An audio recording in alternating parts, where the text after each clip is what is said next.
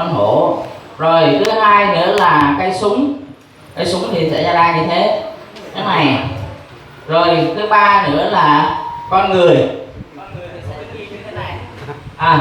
Có 3 trò chơi, ba cái nhân vật thôi. Thứ nhất là cây súng, thứ hai là con hổ, thứ ba là con người. Thì chúng ta chú ý nè, súng á, thì thắng hổ nha, súng thì thắng hổ, còn người thì thắng súng, nhưng mà người thì lại thua hổ. Nếu mà súng bắn người thì súng sai, súng bắn hổ thì súng thắng. Rồi hổ mà gặp người thì người chết. Hiểu chưa? Rồi bây giờ hai nhóm này, mỗi nhóm sẽ bí mật nói cho nhau nghe sẽ ra cái vũ khí gì. Ví dụ như là bên này mà ra súng thì tất cả mọi người trong nhóm đều ra súng, và bên này ra hổ thì tất cả mọi người đều ra hổ. Ví dụ như vậy. Xong rồi tôi đếm 1, 2, 3 sẽ quay lại. Bây giờ quay lưng lại với nhau. Rồi quay lưng lại. Rồi bàn với nhau đi, nhóm mình sẽ ra cái gì. Nó nhỏ thôi, đừng có nói to mình nghe hết. Nó nhỏ trong nhóm của mình thôi. Rồi xong chưa? Bắt đầu này. Xếp thành một hàng ngang, hai nhóm đối diện với nhau. Xếp thành hàng ngang, hai nhóm đối diện với nhau, gần vô. Đứng gần vô. Quay lại. Rồi đúng rồi, đứng gần vô. Tôi bắt đầu tôi đếm 1, 2, 3 thì sẽ quay lại, và cái nhóm nào thì đều ra cái vũ khí của nhóm mình. Bắt đầu nha, nháp nè. 1, 2, 3. Rồi như vậy thì súng thì thắng hổ, súng thì thắng hổ. Rồi chúng ta sẽ chơi 5 lần. Bây giờ bắt đầu lại nè. Chúng ta sẽ chơi 5 lần, và nhóm nào thắng 3 lần thì nhóm đó sẽ thắng chung cuộc. Phải quay thật nhanh, đồng một lúc ha. Đếm 1, 2, 3 rồi mới quay. Rồi xong chưa? Bắt đầu nào.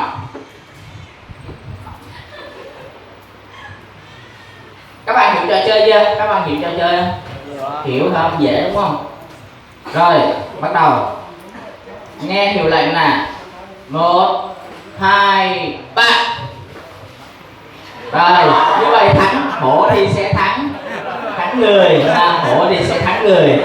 Như vậy thì nhóm nữ đã thắng. Bây giờ chúng ta sẽ tính điểm 5 lần. Nhóm nào thắng 3 lần thì nhóm đó sẽ thắng chung cuộc. Rồi tiếp tục nào. Lần thứ 2.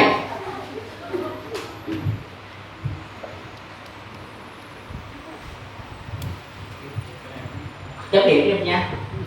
Chấm điểm nhóm, dùng nhóm nam nhóm nữ đi.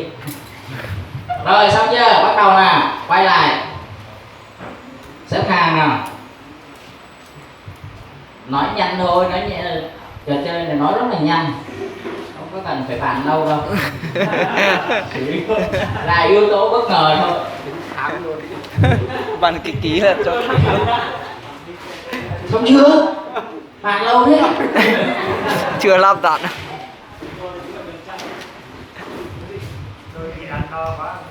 Rồi lâu quá rồi đúng đó. Bắt đầu đếm nào. 1, 2, 3. Rồi nhóm nữ thua tiếp. Xin lỗi, nói nhóm nam này thua tiếp. Nhóm nam ra súng. Xin lỗi, nhóm nam ra hổ, nhóm nữ ra súng. Rồi 2 lần, còn 3 lần nữa nào. Tiếp tục nào. Bạn nhanh lên, nhanh thôi. Bạn rất là nhanh thôi, quyết định. Rồi, xong chưa? Chiến thắng cả 3 lần 1 tháng ấy. vẫn chưa xong hả? Lòng thế. Bạn Chơi kỹ quá. lại đi. Xong chưa? Chơi Rồi, lại. bắt đầu chuẩn bị nào, chú ý nào. 1, 2, 3. Rồi, vậy là nhóm nam thắng, nhóm nam ra hổ, nhóm nữ ra người là nhóm nam thắng. Rồi 2-1. Tiếp tục. Còn 2 lần nữa. Ai mà sẽ thắng 1 lần nữa gọi là thắng luôn.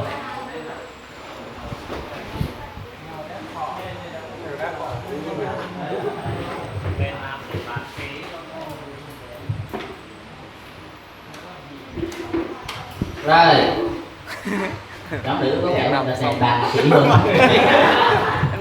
Bây giờ nữa bàn kỹ hơn. Vẫn chưa xong luôn, bàn kỹ thế.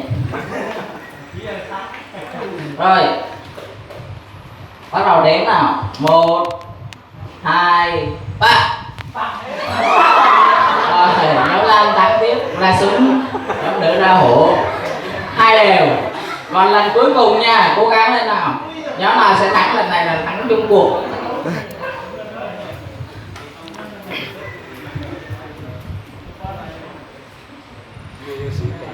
Tập chưa?